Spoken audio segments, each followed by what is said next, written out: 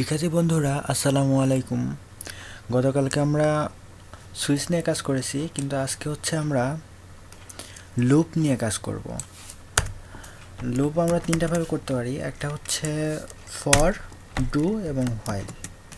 তো সবচেয়ে জনপ্রিয় হচ্ছে ফর এবং হোয়াইল। তো আজকে আমরা ফর দিয়ে কাজ করে দেখি। তো একটা ভেরিয়েবল নিই, টেক্সট টেক্সট আর একটা ভেরিয়েবল নিই। তো এখন আমরা ফর লুপ চালাই। লুপটা আসলে এইভাবে হবে, জিনিসটা এইভাবে হবে। তো আমাদের ফার্স্ট ব্র্যাকেটের মধ্যেই ধরেন i is equal to 10, i is equal to 0, তাহলে লুপটা এইভাবে হবে i এর আমি বলে দেব যে তোমার থেকে মানে তুমি যতক্ষণ দশের চেয়ে ছোট থাকবা, মানে 10-এর চেয়ে বড় হবা না, মানে 10 পর্যন্ত বড় না হওয়া পর্যন্ত তুমি বারবার চলতেই থাকবা। এটা বুঝালাম। তো কন্টিনিউ করার জন্য আমরা আই দিয়ে প্লাস প্লাস প্লাস প্লাস মানে তুমি কন্টিনিউ চলতে থাকবা। তো এখন আমরা দেখি টেক্সট প্লাস টেক্সটটা তো চলবে। ধরেন দিস নাম্বার ইজ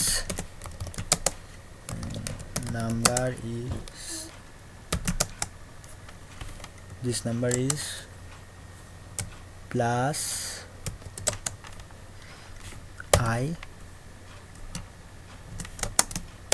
এই প্লাস মানে কিন্তু ওই প্লাস না, এই প্লাস মানে আমি এদের সাথে অ্যাড করতেছি, এই লেখার সাথে এই লুপটা অ্যাড করতেছি, এই ভেরিয়েবলটা এই টেক্সটের সাথে এটা।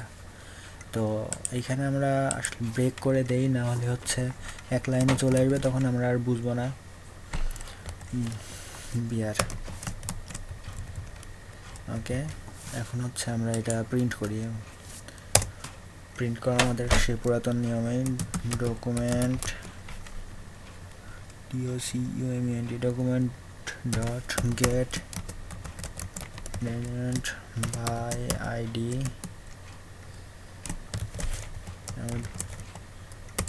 test dot inner html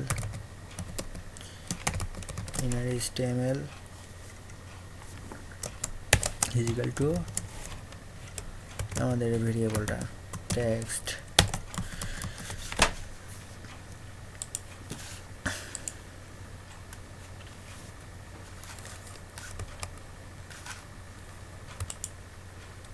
কি ব্যাপার, রিফ্রেশ দিয়ে এখানে হয়তো একটা ভুল হয়েছে, একটু আমরা চেক করে দেখি। আমাদের এই যে সমান চিহ্নটা, এইটার সাথে কিন্তু আমাদের প্লাস চিহ্নটা হবে, নাহলে কিন্তু আসবে না। এবং আমাদের এই যে এইখানে সেমিকোলন দিয়ে এটা ক্লোজ করে দিতে হবে।